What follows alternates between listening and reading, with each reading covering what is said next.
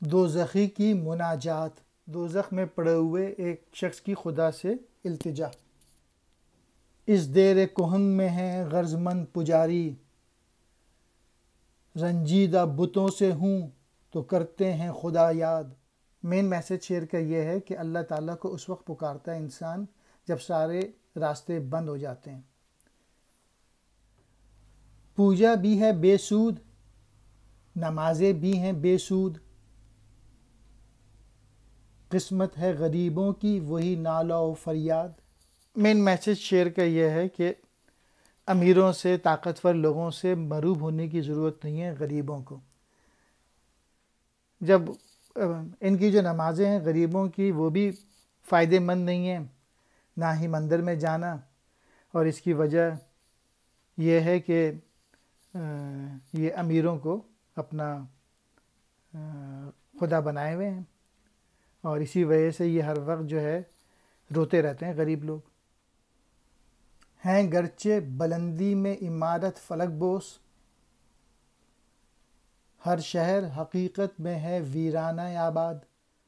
افسردہ دل لوگ آباد ہیں جس کی وجہ سے یہ شہر جو ہے نا یہ ویرانہ سا ہے، گو کہ یہاں کی عمارتیں جو ہیں وہ آسمان پہ چھوتی ہوئی نظر آتی ہیں، لیکن اندر سے لوگ اداس ہیں۔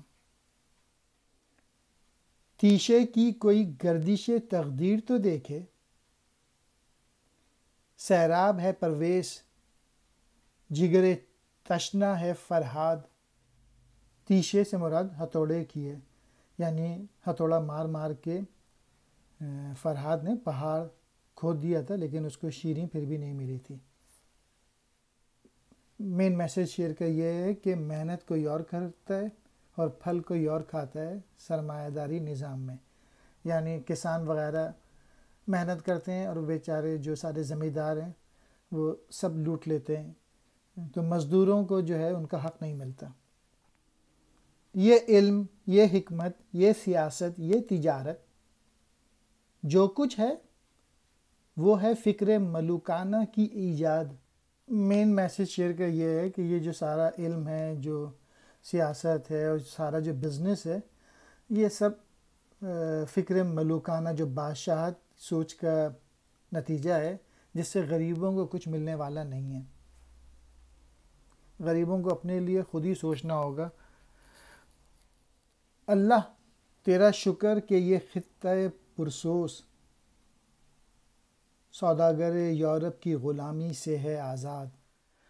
دوزخ میں رہنے والا کہہ رہا ہے اللہ تیرا شکر ہے کہ یہاں پہ بزنس نہیں ہو رہا، کیونکہ یورپ نے وہ سوداگر ہو گئے، وہ ہر چیز میں بزنس لے آئیں، نفع نقصان۔ ایک اور میسج یہ بھی ہو سکتا ہے کہ یورپ کی غلامی سے بہتر ہے کہ میں یہاں دوزخ میں موجود ہوں، دوزخی کہہ رہا ہے، یعنی غلامی جو ہے نا وہ اتنی بدتر ہے کہ انسان پسند کرے دوزخ میں رہنا بنسبت کسی کے غلام ہونے کے۔ تو غلامی سے نجات حاصل کرنے کی کوشش کرنی چاہیے، اپنے آپ کو ڈیولپ کرنا چاہیے۔